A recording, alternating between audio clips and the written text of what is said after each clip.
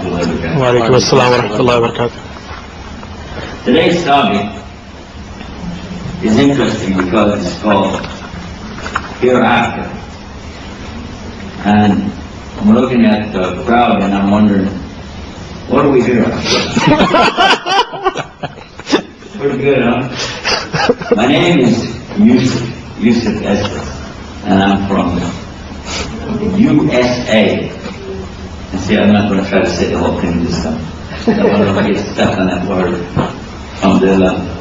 And we've been on a tour for the last several months, actually. We've been to India, in Bahrain, Sri Lanka, and now here we are in Qatar. And alhamdulillah, we just started Ramadan. That was a great experience last night to get started with that, because we had some people who entered Islam over there. That was nice. And speaking of that, looks like, I guess everybody here is Muslim, right? There's no non-Muslim, right? Everybody Muslim. Huh? You're not Muslim yet, okay. By the way, if anybody would like to come closer, you can. There's no extra charge to get the front seats today. Usually we have to charge extra for the seats, but today we're going to make a special offer. Because Ramadan, you can sit as close as you like, no problem. And I want to talk about today the subject which is called Hereafter.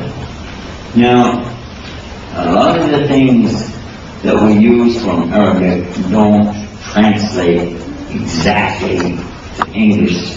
So we substitute, and over a period of time, if we don't go back and recheck it, and we just let the next person use the same word, and then it can be that people make a mistake and give you the wrong idea about something. So this is why it's important to do something called etymology of the words, which means to examine the word, where did it come from and how do we understand it.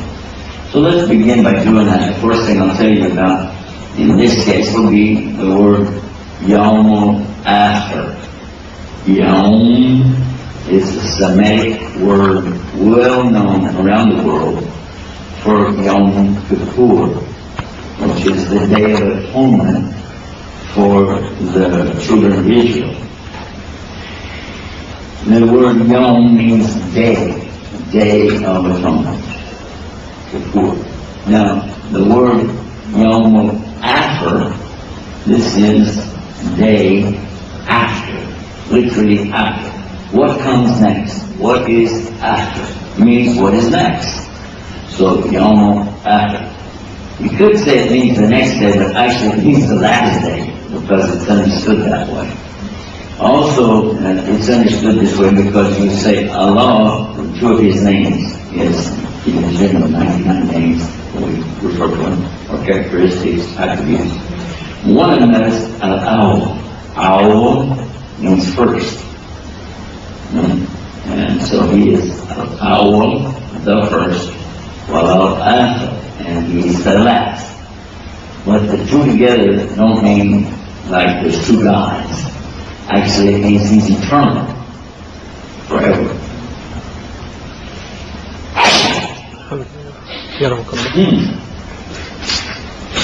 Must be learning to new stuff. There's a lot of new stuff around here. Alhamdulillah.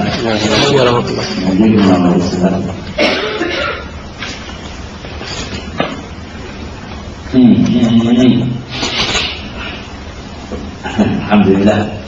What I was telling you about is the meaning of the word, so that you understand that this is the word that we're going to use when we say Yom After. It can also mean the day after everything happened. We're going to talk about that in just a minute. So you can see what that's like. There have been some movies lately, by the way, about the subject of apocalypse now, things of the last days, and things, relative to that. And some interesting scientific fiction, sci-fi movies. Maybe you've seen some of those. But what I want to refer to really is going to be based on the teachings from a religious point of view, from the Hebrew religion, which is Judaism, the Christian religion, and then Islam. In the Old Testament or the Torah, you will find references to things that are going to happen way in the future. There's the book of Daniel, and it has some predictions in there about some events that are going to take place. There's the book of Isaiah, also has some predictions. And then they're presented in the form of analogies. So what happens is, if you read these analogies as stories, you have to kind of read in exactly what was the meaning of it. Now, Allah subhanahu wa ta'ala gives this in the Quran as well, these comparisons that He offers method on. And He gives something like it so you can think about it. In regard to the New Testament, there are several implications toward the end of the first gospel, which is the Gospel of Matthew. But there's a particular book at the very end of the Bible, the end of the Christian Bible, called the Book of Revelation. In the Book of Revelation, it is full of these kinds of comparisons that you can go back now and read the others and see how it looks like they were related stories, and you can get possibly a little bit more, I won't say you get more meaning, but you'll get more excited at least about these kinds of predictions. They mention things that are coming like horses galloping, or this is part of the apocalypse that they talk about. There are references, there are angels coming down. There's references to great turbulence going on in the earth, a great, in Arabic called fitness, a trial or calamities. This is what it's referring to. This is the reference from the two books. I'm talking about the English translation of the Bible. There is no original in the Semitic languages, so you just have to rely on what they have left. And then finally the Quran. Now the Quran is what we're going to really be talking about now. And then all I did was give you a little introduction there. The Quran, this word means what's sent down to us. The meaning of it though is from Qara'a. It means to recite. For any kind of recitation. It could be somebody who's just reciting, Mary had a little lamb that speaks as white as snow, and everywhere that Mary went, the lamb was sure to go. That's a recitation. Or a reading. That's also called a reading. Roses are red, violets are blue.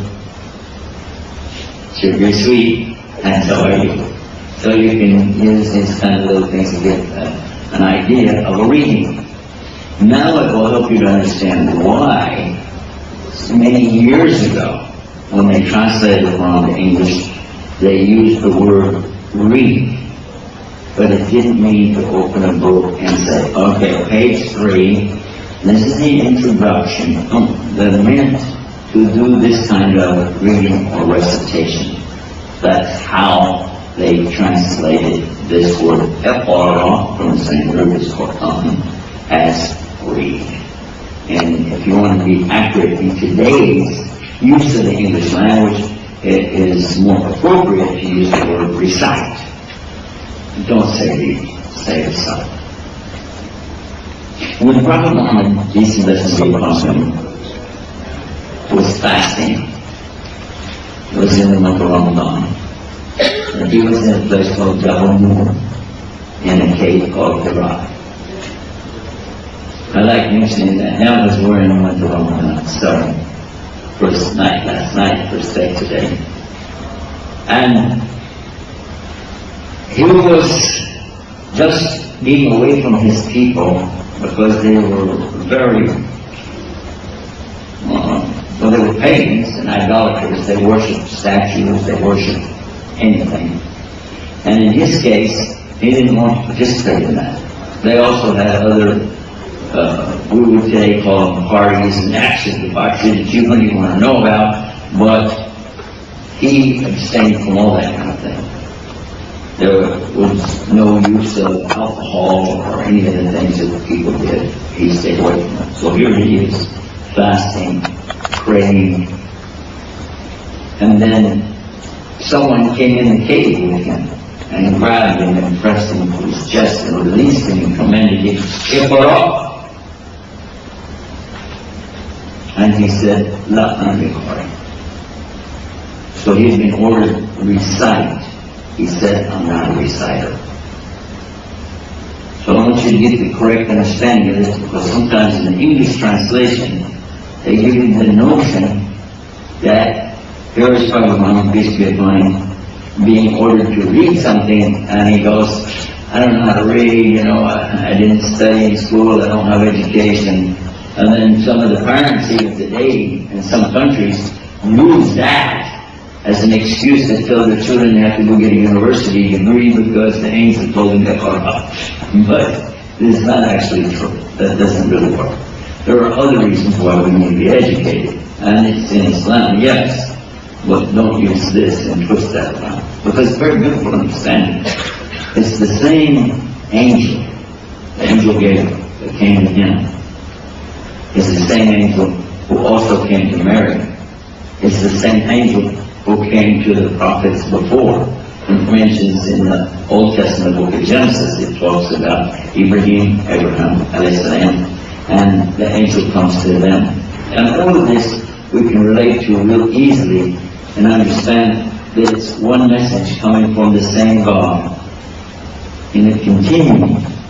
That's not going to be something new that Prophet Muhammad ﷺ is coming up with. It's not, it's actually the same thing. And the main message is always the same, which is worship God alone without any partners. So very simple, clear message. But that, of course, is the topic of another program, but I want to touch on these things so you can see the relevance of what we're going to talk about with the hereafter. Another word I like to break down when I'm talking about this is the word Allah. Because very often what happens when we're talking to someone, they say, "Well, that's your God. It's not my God." And even if you tell them this is the God of Abraham, the God of Moses, the God of Jesus, peace upon all of them, they'll say, "No, I don't believe you. I don't accept that." In fact, there are some who are going around the universities today trying to make some kind of name for themselves by just claiming these very clear proofs that we have. And either they don't have the proper knowledge or they just don't really care. Because it's very, very obvious for anyone who will just take a few minutes on one of our websites to get the proper understanding exactly who is Allah. I'm going to give you the address for it though, so you'll know. God, Allah. Put those two words together, put a dot and a comma after that, you got it. GodAllah.com. Take some time and read about it, because it'll really help you to understand as a Muslim what you believe, also as a non-Muslim, so you can comprehend better what it is that Muslims are talking about. The word Allah comes from a root in Arabic, which does have the meaning of God, G-O-D, Ilah. Ilah is God. But it can be made plural, Halaqa. You can say, our Ilah, and that means the God. But the word Allah does not mean the God. This is often another mistranslation we get from our Arab brothers and sisters. They say, Allah just means the God. But I just told you, Allah means the God. In fact, Allah is the name of the creator, sustainer of the universe. The one who takes care of us every day. The one who originated everything in the beginning, and the one who will end it all, and then we'll find out about their topic, the Halaqa. He's going to be in charge of all of that. To give the references so that you can check the information I'm offering you right now, I recommend that you obtain the Bible in the Arabic called Kitab al-Muqaddas, the Holy Bible, in Arabic. Open the first page to Genesis, and in Arabic you'll find the word Allah, Ali, Lam Lam Ha, 17 times on page 1. Now, if your circumstances are such that you don't really have access to an Arabic Bible, and you'd like to just verify it real fast, there's a shortcut. Because every hotel and motel on the planet, then almost everyone, when you check in, you go over by the bed, there's this little stand with a light on it, open the drawer, and what's in there? There's a book, not Yellow Pages, by the way, another book. What is the book? The Bible. Is it? In English, placed there by a group called the Gideon Society.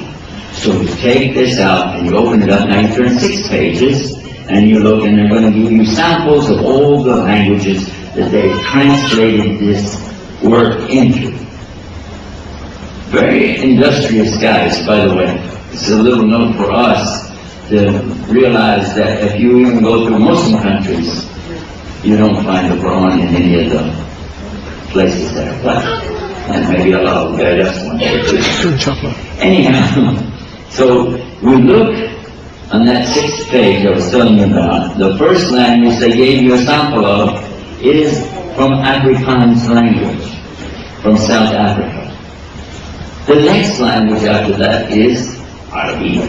So you'll see the Arabic language right there, and it's the translation of the verse in the New Testament, chapter, well, first of all, it's a book called John, chapter 3, verse 16.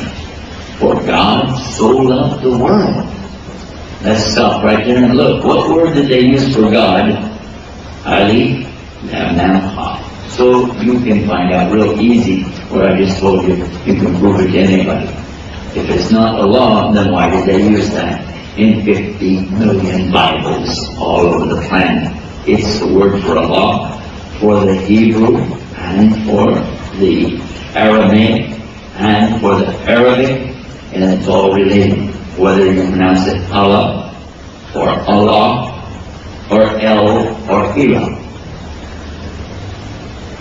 But the name itself, Allah, actually is His name, and it is the only God that's not like anything else.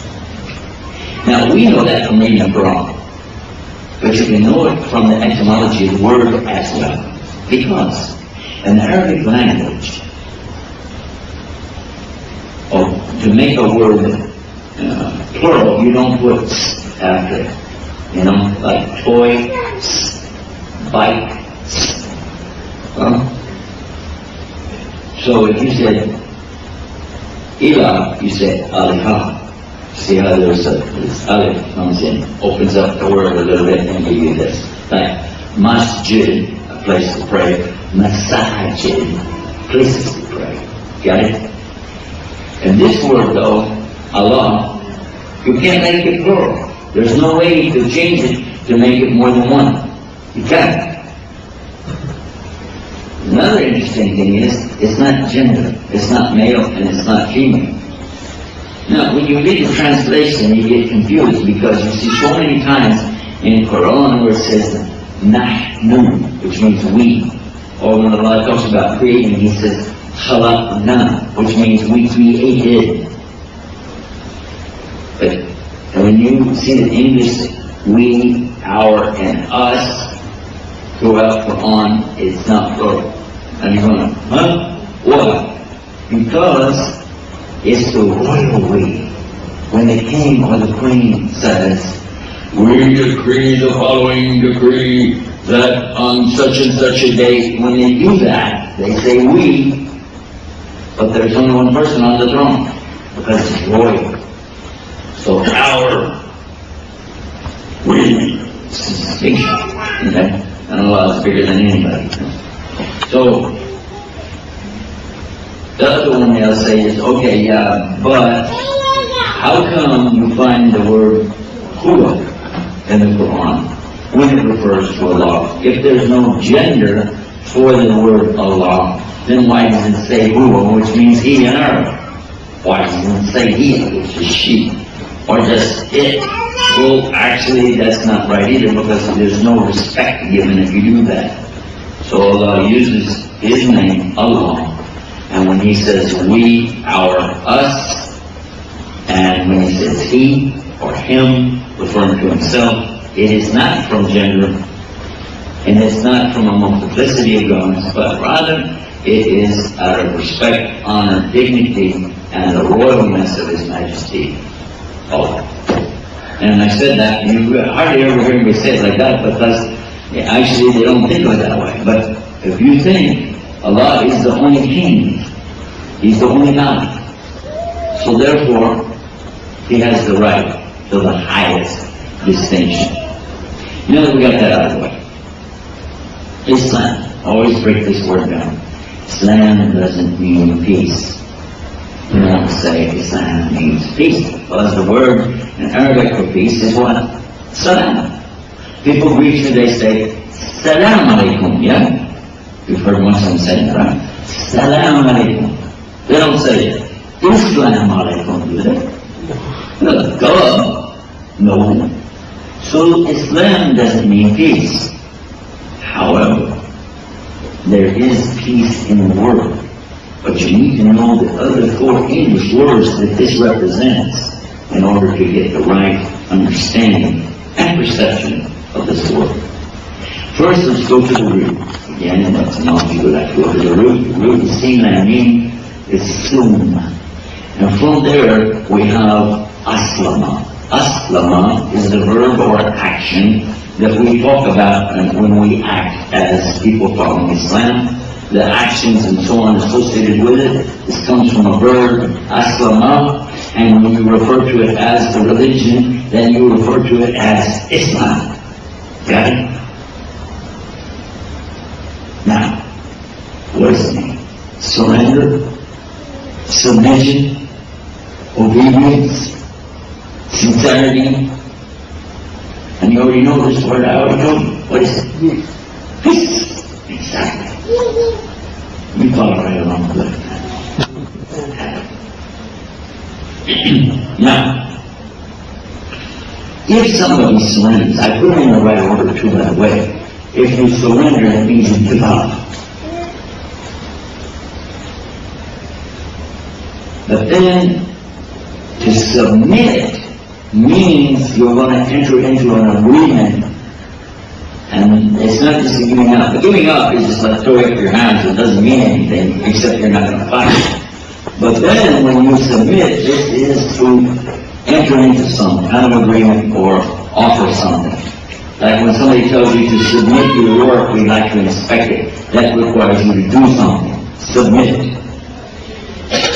The next word that we have here is obey. Because you've agreed to some terms, now you're going to obey what you said you would do, and then it brings you logically to the 4th word, which is sincere.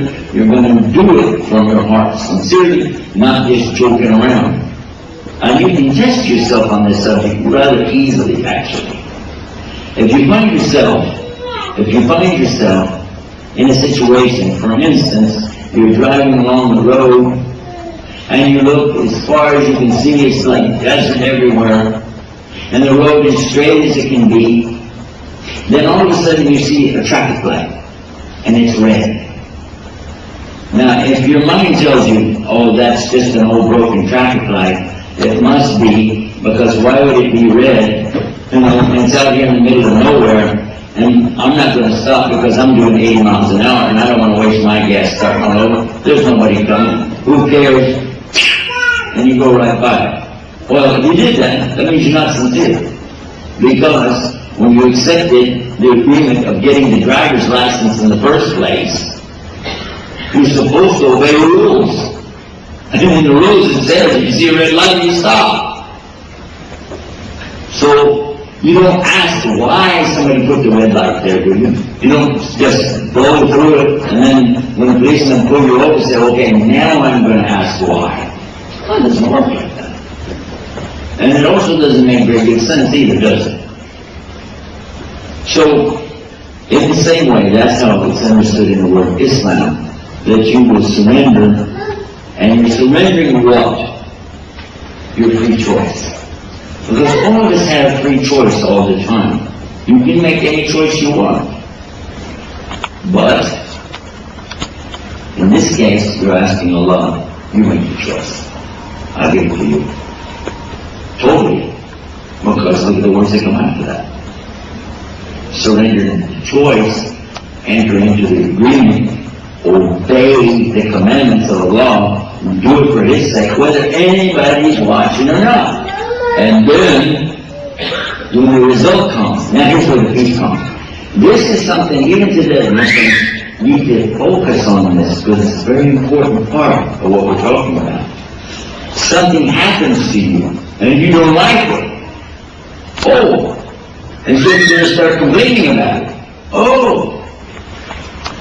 You're going to blame somebody for it. Why? In the beginning, you agreed. You said, I want whatever Allah wants for me. As long as it was good and you were having fun, that's great. But now it turns out you don't like it, so now what? So what, you're not going to obey now? Again, I'm going to refer to today because this is the first day of fasting, so I'm going to mention that again. But suppose somebody is in Islam, they have agreed, I want to follow what Allah wants me to do. And everything's going along just fine until the first day of fasting. I don't mind fasting. Okay. Well, you have to get up early in the morning to eat your food. Oh man, that's too early. 3 o'clock in the morning? Oh, wake up at 6. Wake up at 7. It's too late then. We've got to start early. Why? You're questioning him. Why you don't go ask the city planner, how come you put a red light here and a red light over there and a stop sign over there? You just stop. That's your job. That's what you agreed to. You said you would do it. So, now you're fasting during the day, you get hungry and you're going, I want a cookie. No, you can't. You have to wait. Why? Oh, it's hot. By the way, in February it gets hot, yeah? Really hot? Hot? So let's go out, we're playing and having fun and chasing the ball around and doing everything. I want a drink of water. No, you can't. Why? You're fasting. This means what? You didn't understand. You didn't really understand. You do it because this is what He told you to do. Before I leave the subject and move to the next word, I want to remind myself and all of us a very important subject. When we talk about something which Allah ordered you to do or ordered you not to do, and you question, yes, but I don't see the logic in it.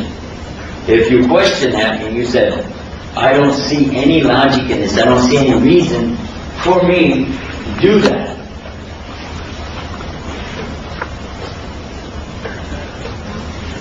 Then what? Is that more good? You have to turn it on. Okay.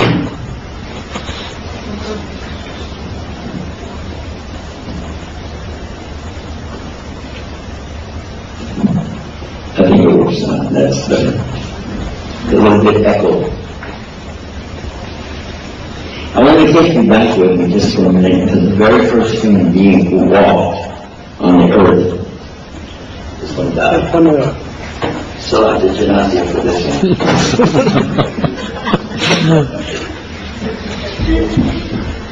Or catch.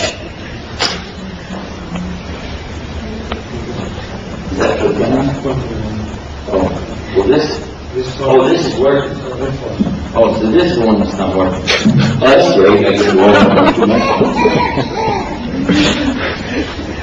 This is the guy that gave up, huh? Any more, if they give me any more wires, microphones, and I can become an FBI agent. Get the back, So I want to to think back and I want to think about Adam. Adam, peace be upon him, alayhi salam.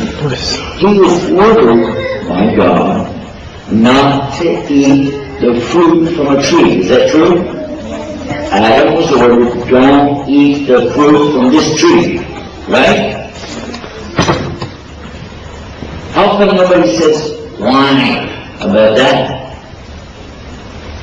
What was wrong with the fruit? Was it poison? I don't know. Is it a tree that maybe God was saving for somebody else? That's not what I know.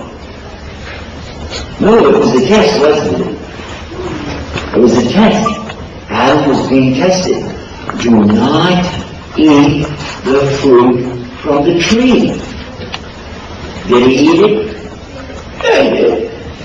Everybody knows he ate it. His wife, Eve, Hawa, she was ordered, don't eat the fruit from the tree. Did she eat it? Yep. Oh, yes, she did.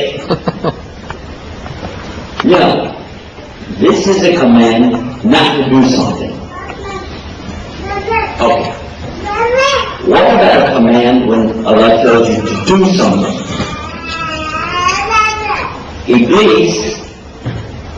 Iblis is ordered, that's the devil, right? Yeah, Lucifer, the devil. He is ordered, bow down, because of the creation of Adam. Bow down. Did he obey? No. He refused to obey. Iblis did not obey Allah. He refused. So you see an example of two things. One, the order, do. And the other order, don't do it. Those are two orders, yes? Some things Allah tells you, do it. And some things He says, don't do it. Both of them are important. If you're following the commandments of Allah, and you're accepting what is the result, then you are doing Islam. And that's the word we're explaining. What is a Muslim? In Arabic language, whoever does Islam is a Muslim. Whoever gives the call to the prayer, Allahu Akbar, Allahu Akbar, like this. I hope they do it better than I did. Then they become the Mu'adhan, because they gave the Adhan, Mu'adhan. Can you say Mu'adhan? Mu'adhan. Very good. Now, what if somebody is doing Salah, or we stand and we pray and do all this stuff, yeah? This is Salah. So if somebody does this, he's a Musalli. Can you say Musalli? Musalli. Very good. Now, if somebody travels, this is called Safar. Safar. And the word in English, safari, like when you go in the jungle and hunt for lions and tigers, okay, that's a safari.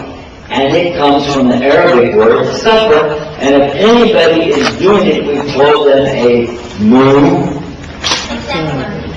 Musafir. Can you say Musafir? And sometimes when I travel, I suffer. All the time.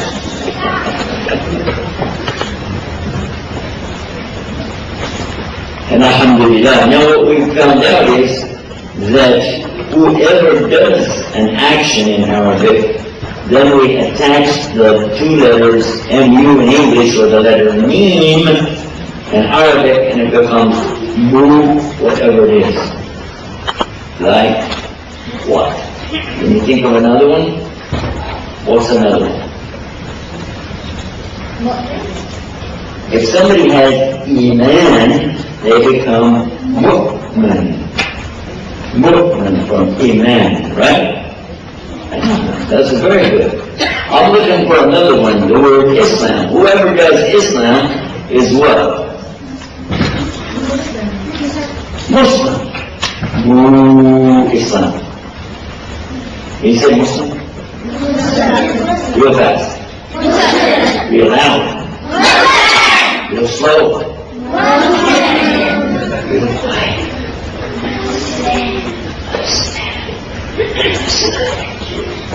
The Muslims are coming, the Muslims are coming. Who is a Muslim? And what I mean is, how can I describe a Muslim? We said anybody who does what God wants him to do is a Muslim, but maybe we still don't understand what a Muslim is.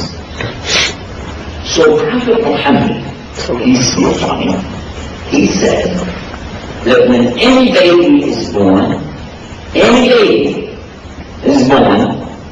they are in Islam. They're born on the fitrah of Islam. Got it? So all the babies in all the world are Muslims. Even if their parents are some other religion, like Jewish, Christian, or fire worshiper, the baby is still perfect as a Muslim because the baby is doing the things we talked about. First word is surrender. Gives the choice to Allah. Second word is to submit. And babies always do that. Easy to get along with. And then third, obey, sincere. And nobody's more sincere than a baby. Because they don't have any second agenda. They don't have something hidden in the background. Everything with babies is right out in the open. If they want anything, they're always clear about it, aren't they? Baby wants anything, they'll tell you right away, won't they? Yeah. So, this is what Prophet peace be upon him talks. That the condition of a real Muslim, now we're not talking about Muslim, we're talking about Muslim, is to be like a baby. Innocent, clean, pure, and good thoughts. By the way, somebody might ask you, well, what would happen if a child dies, a little baby, if they die? What happens to them? Well, they all get to go to heaven, and they get to be with Prophet Ibrahim. That's good, isn't it? There's another thing too, the babies are praying and asking Allah, let my mother come be with me, let my mother come be with me. That's very nice. I want to come back to our subject now. We've been talking on the topic of these words so that we understand what I'm talking about. The last thing we were going to deal with now is called the Yom After or the Hereafter. In the books that I talked about earlier, in the Bible, the Torah, the Injil, we find the subject for Jews and Christians that there's going to be a last day. And in the last day, everybody's going to be brought back. And they're going to have to stand in front of their Lord and they're going to be asked about what they did. This is pretty clear teaching. We find the same in Islam, no different. Additionally, in the Bible, we find reference to some of the signs of the last day, which will come, and there will be some very traumatic experiences take place, some very wild things, earthquakes and so on. And then we look to the Quran, and again we find the same thing. So some of these things are the same. But then Islam has some clarification on these things to make it even more clear. One time, the same angel I was talking about earlier, Angel Jibril, can you say Jibril? Alayhi salam. Yeah. You know what his name is in English? Gabriel. Did you know his name? We call him Gabriel. Yeah. One time, the angel Gabriel, he came to Prophet Muhammad, peace be upon him, and he was talking to him, and he asked him a question. In front of all the people who were there, he said, when is going to be the last day? Actually, he said, when is the hour? But it means the last day. Prophet Muhammad, peace be upon him, said, the one who's being asked doesn't know, and the one asking also doesn't know. It means, I don't know and you don't know. I don't know and you don't know. He said, but the signs, because nobody knows what's going to be. Could be tomorrow. Could be 1,000 years from now. Or up to Allah, right? We wouldn't know. He said, but the signs are these. And he gave two exact signs or predictions of something that will happen to indicate it's time for the end. Two things. The first one he mentioned is when a slave gives birth to their own master. And the second one he said, when the Arab desert dwellers, people who live in the desert, the Arabs of the desert, begin to build tall buildings, competing in a contest with each other to make taller and taller and taller buildings. Subhanallah. Now, for the people at that time, I'm sure they went, huh? These two things are not possible. How could anybody give birth to their own master? Because the parents are always the masters. In any civilization, throughout history, the parents are the boss. The parents say something, and the children have to do it. Always. Is that right? But today, we see some things that are a little bit different. Like microphones that don't work.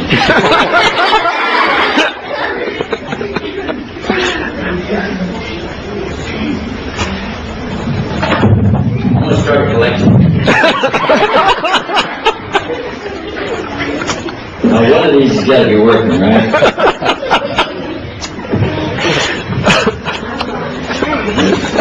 We should paint these different colors and make it look like I'm holding some flowers. There. That's a nice one.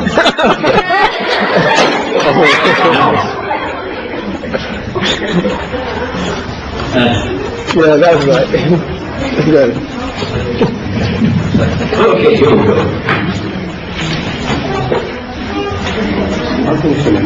No, that's okay. I feel no problem with this. It doesn't need batteries. Okay. Just one word, okay? Just one word with Nasiha. Energizer. Oh, the microphone? Oh, I keep forgetting about that. Is it working?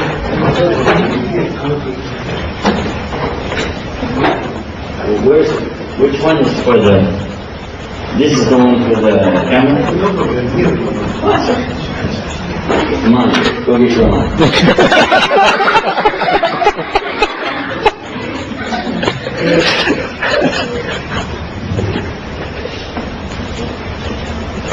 Okay. Ready?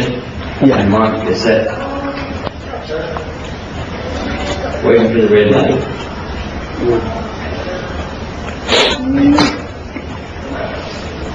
There is the red light. Mark.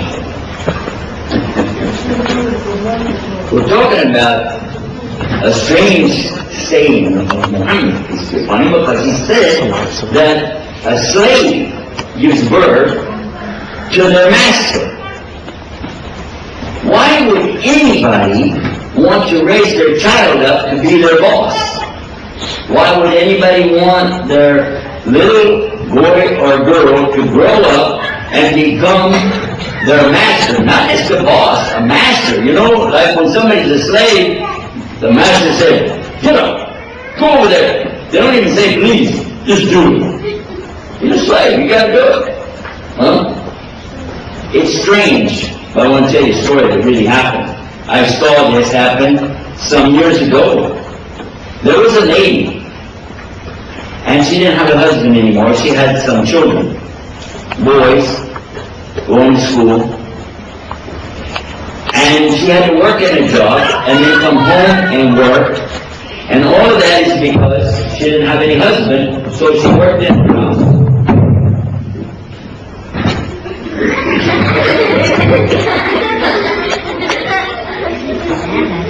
Doesn't realize it. This is showbiz.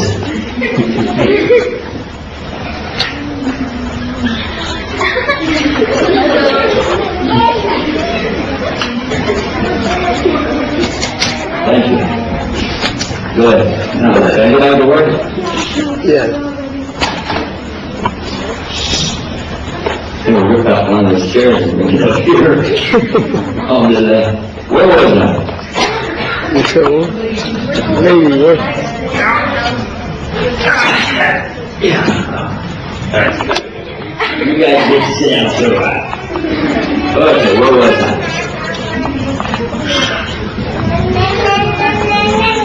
So there I was in the house and I'm watching this lady and she's working so hard. She came in from work and she's taking care of these boys that she has, and they're related to me. So she came in so tired and she was carrying a box.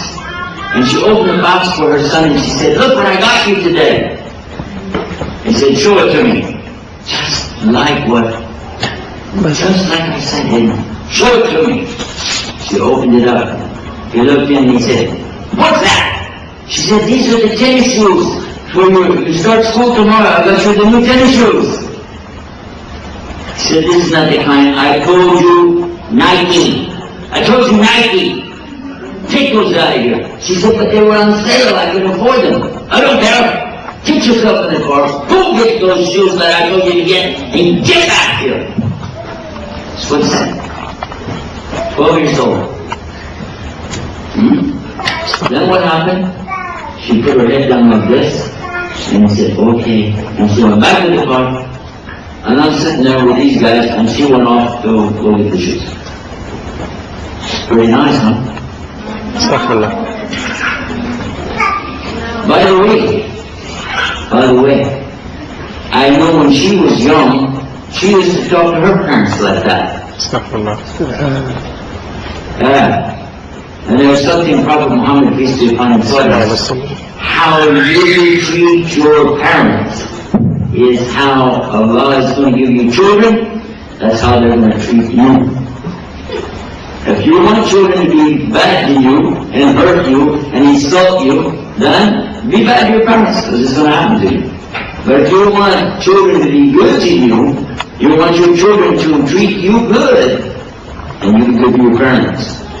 That's the order from Allah, even at the time, thousands of years ago, with Moses. Obey your parents, honor your parents, respect your parents. This is in the Bible. The same comes with Jesus 2,000 years ago. Honor your parents, respect your parents, do what your parents tell you to do. And then in the Quran, Allah makes it an order on you, you must obey your parents. You have no option. You must obey your parents in everything, except if they want you to worship somebody other than Allah. Got it? But now let's look at the story that happened when I told you about the hadith or story that Prophet Muhammad, peace be upon him, said. A slave is going to be in the control of their own child. And then the other part. Can you imagine a desert? Now what is a desert? It's just sand, isn't it? There's nothing there, just sand. Oh, sometimes there'll be a little, piece of something growing out there, but not much. Maybe a lizard here or there, or a buzzard, but not much else. That's a desert. So when you have that much land, if you build anything, it's probably going to be a tent, isn't it? And in fact, that's what the people living in the desert used to build. They put tents up, didn't they? Now, how many levels in a tent? How many stories in a tent? One. Duh. Everybody knows that, right? Can you imagine somebody building a tent with a roof and another one up on top of that? And get an elevator in your tent? That's elevator in your tent? That's silly, isn't it? So when Prophet Muhammad told that they were going to be like in competition to build tall buildings, probably the people said, "Huh? In the desert? Really?"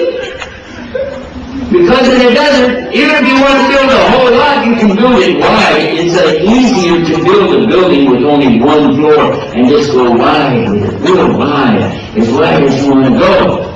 Easy. Why would you build it up when it costs so much more money to put a building on top of a building on top of a building? And the higher you put it, the more you have to have a good foundation deep, deep, deep in the ground. Otherwise, the building will just fall over. Just like that. It will do that. So it costs so much money to build up. It's a lot of construction. Oh, and by the way, it's a lot more work. And the last thing you want to do in the desert is work. Why? Well, let's see, it's real hot and there's no water. Right?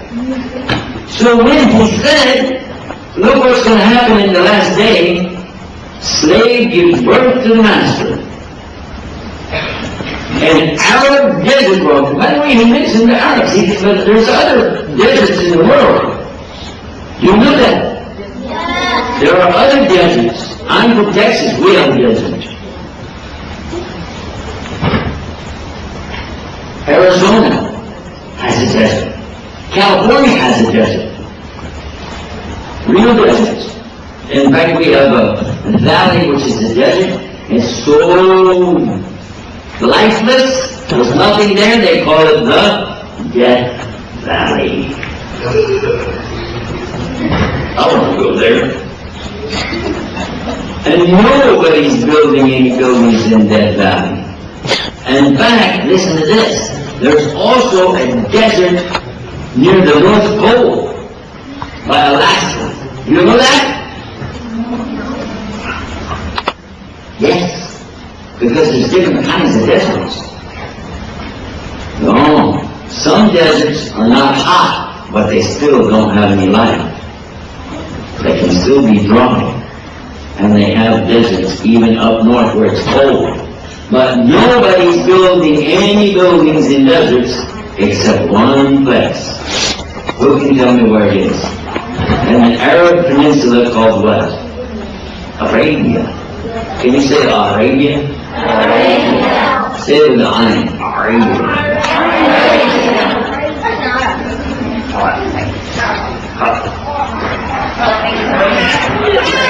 By the way, I didn't think that we had this letter in English, and the regular English alphabet doesn't have the letter Ayn like that.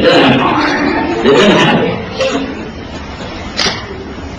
But I was surprised I could say Ayn like this, just like natural. Then I realized Texas has extra letters. I'm from Texas. We have extra letters.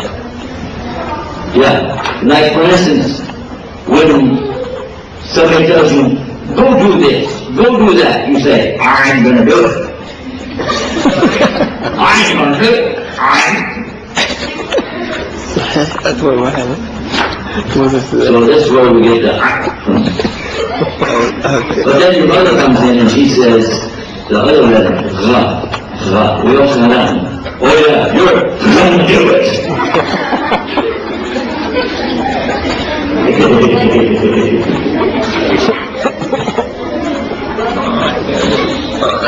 So now let us look again. What are some of the other things that Prophet Muhammad peace be upon him told us about the last days? Well, the Quran came from him, and in there Allah tells us an amazing thing about earthquakes. When the last quaking and shaking of the earthquakes comes, and you see the earth is going to be like in what kind of condition, and the earthquakes are hitting, bang, boom, and then what's going to happen? The insides of the earth are going to come out, and the stories of the earth will be revealed. Wow, and that's all going to happen. And people are going to be asking, what is this? What's happening to the earth? What's the matter with her? And the Lord is telling you now what's going to happen. The day is coming. And anybody who did any good, even a little bit of good, they're going to see it then, on that day. And anybody that did even a little bit of evil, they're going to see it on that day. It's pretty scary. Also in the Quran, Allah uses some of the same things I mentioned to you from the Bible. Talking about the feet of the horses stamping on the ground as they're moving. Scary. That's actually when they tell the story of the apocalypse, they always like to show the horses feet like that coming. Kind of scary. You know this one? Read it. But I'm going to tell you another thing that Prophet Muhammad peace be upon him told us. He said in the last days, people will be trying to talk to the animals in the sea. That sounds funny, doesn't it? Can you imagine somebody walk over to the river and goes, hey bro, what up? No, come on. But now, we found out it's true. They're spending millions of dollars trying to communicate with the porpoise and the whales in the sea. And they put electronic things in the water so they can hear them going, beep, beep, beep, beep. Right? Huh? I didn't do a very good porpoise imitation, did I? Well, you get the idea. Everybody knows that, right? Yeah, they're trying to talk to them. They want to know how they communicate. And he said that 1,400 years ago. Oh my God. You know what else? Same story, same hadith. He said that a person's hands is going to talk to him. Your hands will talk to you. Talking hand. Hello, hand. Oh, what are you doing? Oh, I'm fine. Oh, that's nice. He didn't mean that. He didn't mean that. Because actually, in the last days, he said your hands will talk to you. Where do we hold the cell phone? Oh, you're talking. Oh. And then he said that your side will tell you what's going on in your house, even though you're away. Even though you're far away, but your side will tell you what's in your house. How? Did you know there's a pager you can put on your belt that has a display and it tells you what's going on in your house? Look like your wife can send you a message, or a husband, or a brother, or sister, send you a message and you got your pager right there on your side looking at it. Bring home a loaf of bread. Okay. We don't have enough bread, bring home bread. Right? But that's for boys. Girls don't use that for theirs, do they? No. They put their pager in their purse. Right? And where does the girl carry her purse? Right by her side. Up.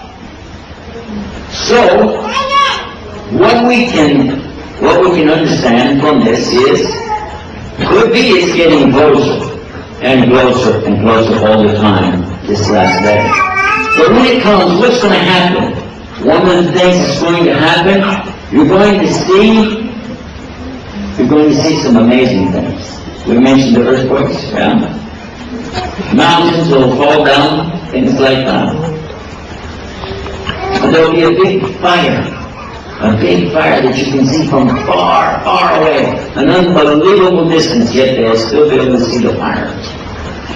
That's another one you said. Another one. He talked about somebody who will have one eye, and he will tell people he's God. He will say he's the Lord. And he will do some magic or something like miracles, and they'll say, oh, look, who is this? Who is this? And people will believe him. A lot of people will believe him. Who is he? Ad-Dajjal. The liar. The liar. You're right. That's exactly right.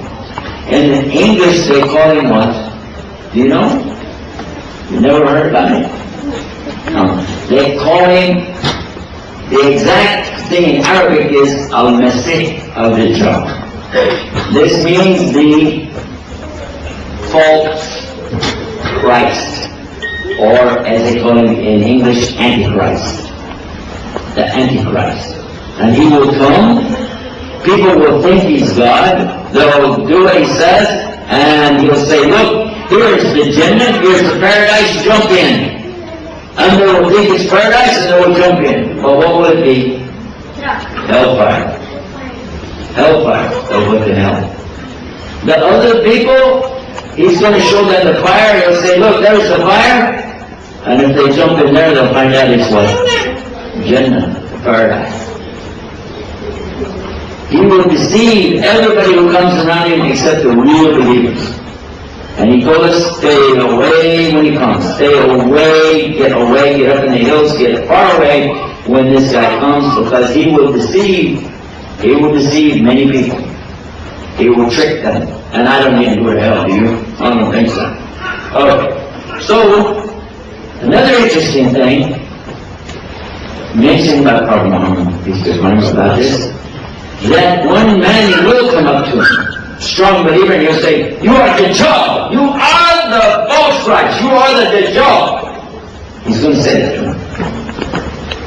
Then, the Dajjal, he's going to order them to grab this guy. They're going to throw him down, they're going to cut him in half, they're going to take a huge saw and just zzz right through him, cut him in half. Then they're going to separate the two halves.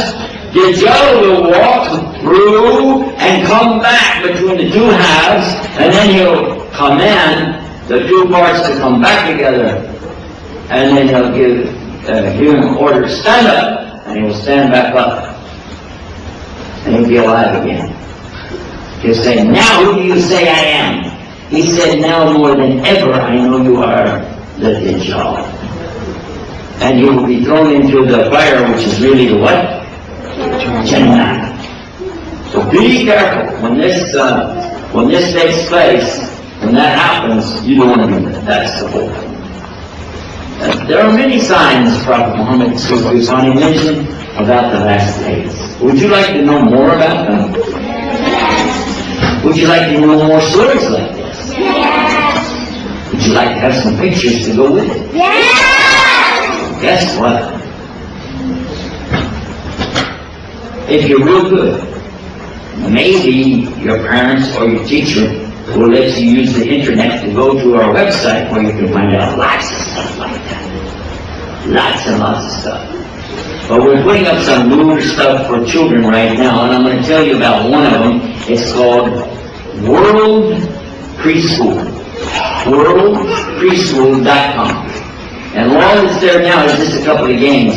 Have you ever heard of Mr. Potato Head? Yeah? We have Mr. Carrot Head. And Miss Cabbage Head. Yeah, we got all the vegetables up there, and some fruit too. You can find a pear over there. And just have some fun and use the internet. You can move around, change their faces, and put the eyes and nose, everything on them. That's over there. And soon we'll be having some things about the other information I'm talking about today. Also, there's another website. It's called islamweb.net, islam-web.net, and then go to the kids section over there, and you'll find lots of stuff in Lecutre, Arabic language. Anybody know Arabic? Raise your hand if you know Arabic. Oh, everybody knows it. Almost everybody. Okay, so be sure and check out that. It's the kids section on that website, and then I can give you a list of a bunch of them. There's Chat Islam, Watch Islam, Hear Islam. We've got God Allah, we mentioned that one earlier. And 911 Bible, 99 Islam. But listen to this one. Have you heard about YouTube? We have YouTube Islam. YouTubeIslam.com. And you can load up your own videos, and then everybody around the world can see it.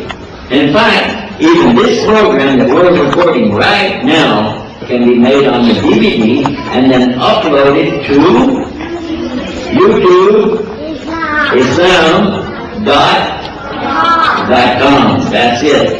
Now, what if you forget all of this when you get home and you say, oh, I can't remember, they were too hard, I can't remember all of that. Well, I'm not making it easy for you.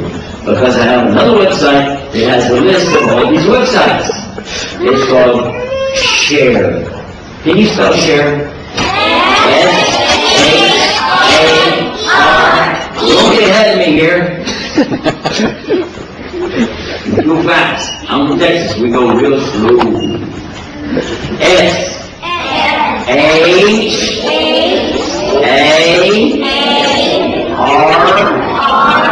No. You gotta say it like this. R. There you go. E. That's it. ShareIslam.com. Got it? So when you go there, can get the list and we'll see all the good stuff. Oh, anybody like animals? Would you like to go to my website that has pictures of animals? Yeah! Would you really? Yeah! How about YouTubeZoo.com? You go to YouTube Zoo. Now this one you have to remember because I didn't put a link to it yet. YouTube Zoo. YouTubeZoo.com.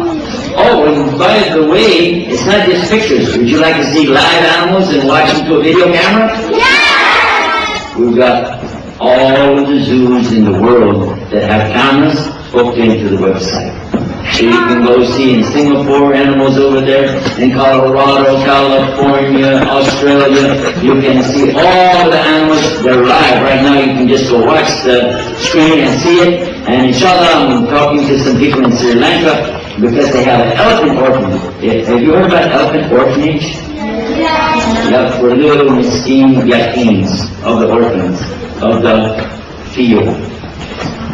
Elephants. I went there last week and we saw them. My daughter went with me and we saw all the, and one of them has his legs gone. He's going on 3 legs, look like he's dancing. Another one is blind, you can't see. He's the biggest elephant I ever saw in my life. By the way, I've seen lots and lots of elephants. But that was the biggest one I ever saw. And all of it, you can get where? YouTube Zoom. YouTube Zoom. Okay? Well, I wish I had some more program for you, but that's about it. Unless anybody has any questions. Anybody got any questions? No? Put your arm down. Put your hand down. No, you don't have any questions. You do? Okay, girls first. Come here. Come here. No, come here. Talk in my phone. I saw you on TV a month ago. A month ago? Wow, way back those days. That's the good old days of TV, wasn't it? MashaAllah. What's your name? Adiba. Where are you from? Bangladesh. Bangladesh. How do you like it here in this nice place? I like it a lot. You like the school? Is it good school? Yes. How old are you? 9. 9 years old? Wow. What grade are you in?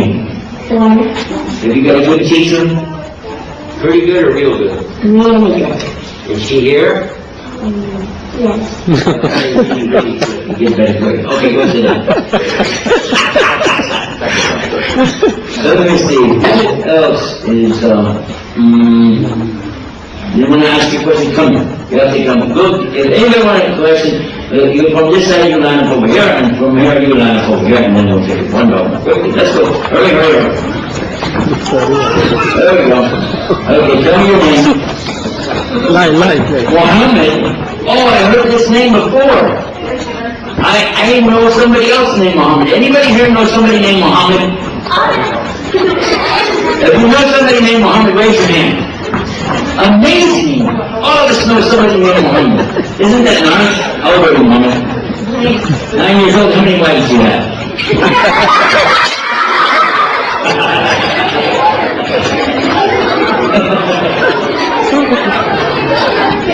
Okay, what grade are you in? Grade 4. 4th grade? Oh, wow. Who's your teacher? She's Marissa. Yeah, is she a good teacher? Yeah. Is she here? Yeah. You don't have to say the truth there. When you say the truth, won't you? It's okay. You still have one? Okay, that's cool. You get good grades? Yeah. You do, mashallah. What's your question? Do you have any books you can give us? You want to give you a book? If you go to the internet, you can print out all of our stuff in book form. It's too hard for me to carry all the books to the airport for you, you know what I mean? So put it on the internet, print it out, make it like a DVD, what do you call it, PDF file, and then put it on a DVD. Got me? Nice to meet you. Hold on a second. Nice to meet you, man. This is Mohammed, by the way. MashaAllah. MashaAllah. Everybody knows him. 9 years old, no wives yet, working on it. What's your name? And how old are you? 10 years old? MashaAllah. What grade are you? 4th grade? Oh, very good. You get good grades? Don't lie. Yes. MashaAllah. You have a question? Yes. Okay, good. You want to share with us? Yes. Okay, do it. Are you Muslim or? Am I a Muslim? I hope so. Good question. Good question. Next. What's your name? What? Ibrahim. How old are you, Ibrahim? 10 years old? Oh, okay. What grade are you? Good grades? Yes. Real good grades? Straight A? Not quite? You have a question? What's the question? When did you learn Islam? When did I learn Islam? I'm still learning today, right this minute. I'm learning more all the time. But I started learning about 16 years ago. Yeah, so I'm 6 years ahead of you. Nice to meet you, man. This is Ibrahim. Ibrahim, right here. He's his own. Who's your teacher? Is he a good teacher? Is he here right now? In the room? He's really a good guy, right? Okay. Well, you keep working on that, school grades, get them all the way up to straight A's, okay? 25. Sorry. See you later. Okay, next. What's your name? Khalid. Khalid bin Walid, mashallah. Nice to see you, man. How old are you? 9 years. 9 years old? You going to school here or just hanging out? No, school. You're going to school, okay. What kind of car do you have? Mitsubishi. Mitsubishi, my kind of guy. Is it red? No, no. Blue? Okay, well, that's okay. We'll do it with red today. Okay. You got a question for us? Yes. What's your name? What's my name? Oh, my name is Put the name. Ask me again, I'll tell you the same. Give me five. My name is Yusuf. Can you say Yusuf? Yusuf. That's pretty good. My wife still says useless. I don't know. Yeah. Assalamualaikum. What's your name? Sarah. What? Sarah. Sarah. Oh, this is very famous. You know, Sarah is married to Ibrahim, right? Sarah? Yeah? Is it? You're not married to the Ibrahim, it's just here. She is. Okay, how old are you? 9. 9 years old. What about you? They could call Fourth it for grade? the kids. Ah, that's nice. It seems like I left you in fourth grade. Is anybody here in the fourth grade? Raise your hand. Even this guy? This guy's in fourth grade, mashallah? Mashallah. It's kind of hairy, you know, for a fourth grade. Okay. You got a question? You ready? Okay, look at the camera and ask the question.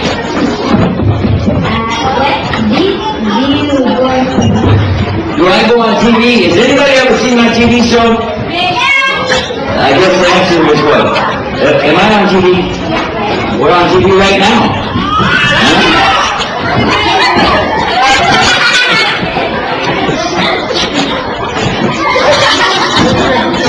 I'm surrounded. Peace TV. If you know Peace TV? You saw Peace TV? Ah, look at the camera. Look at there. She got a camera. Look at the camera. Everybody look at the camera. And say, Jinnah!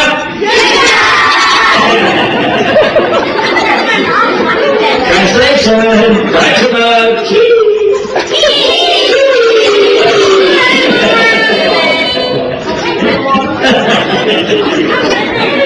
Okay, real quick.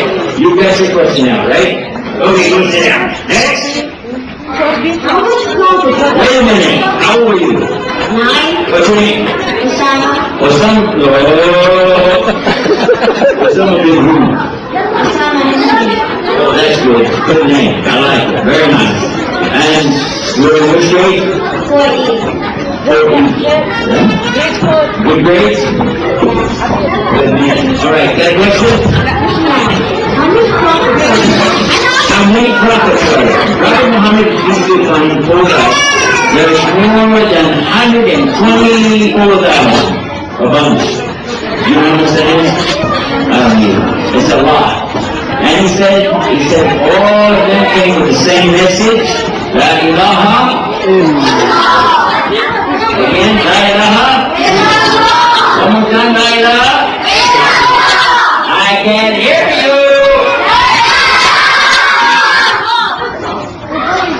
That's pretty good. المحاضرة كانت للكبار. Next.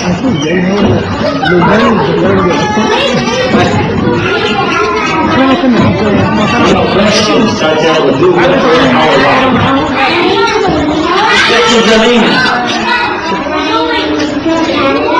From Canada.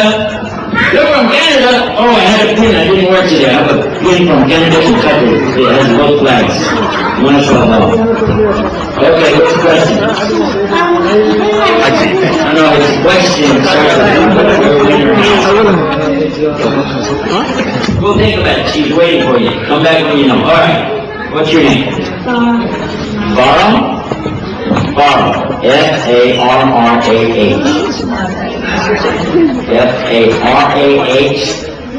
Okay. Very nice. How old are you? 9 years old. Let me guess. You are in the 4th grade. Yes or no? I did it! I did it! Oh my God! Oh, I'm on a roll. All right, let me guess. And you're a girl. Oh boy! Man, I'm good. I'm good. All right. And you got a question? I did it again. Thank you very much. Go sit down. How old are you? How old am I? How old do I act? Let's go with that. 15. Well, you said you're 9. Okay, actually I am 9. Well, that. The combination of my numbers together makes 9. 72. So either I'm 81, 72, 63, 54, 45, 36. Which one do you think? First one. 81, thank you. Okay. Sonny? No, I got my hands full right now. What's your name? Nabil? MashaAllah. Let me guess, you're in the 4th grade? I did it. I'm good. And you're a boy? I did it again. And you're 9 years old? Oh my God. Ah. Let me guess your question. The question is, how did you get to be so funny? Well, let me tell you, it's a long story. You just gotta sit it down. Wait a minute, what's your question? I signed it for my Later. Inshallah. Much later. Late later. Exactly what I heard. Nice to meet you.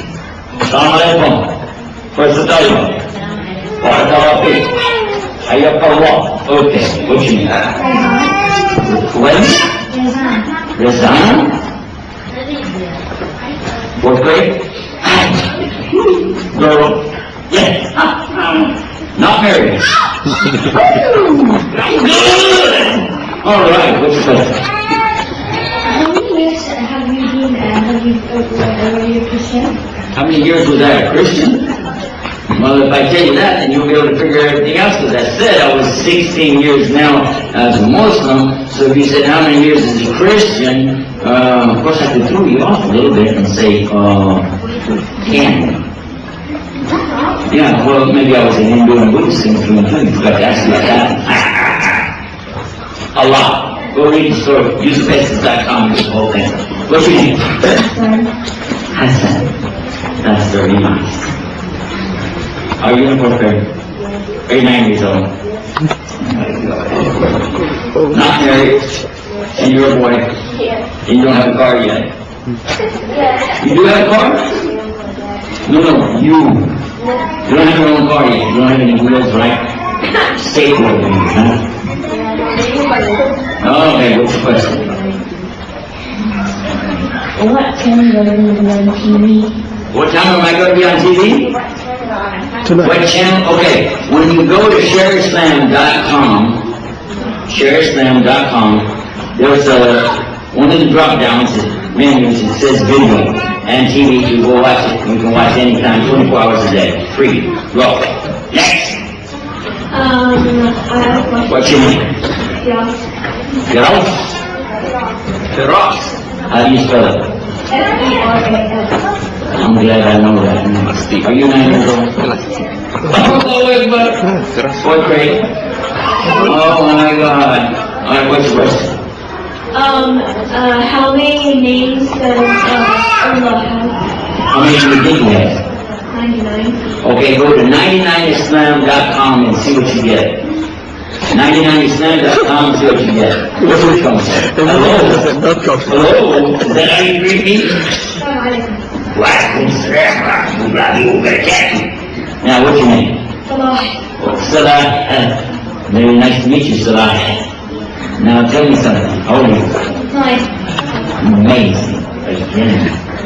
Slave. And grade? 4. 4th grade. Got a question? Who taught you Islam? Who taught me Islam? Allah. And many teachers. Go read it on the internet. Okay. What I gotta do now, I gotta go. So I'm gonna take you guys. Big salam. Allah will allow you for the sake of Allah. Until I see you next time, may the good Lord take a liking to you.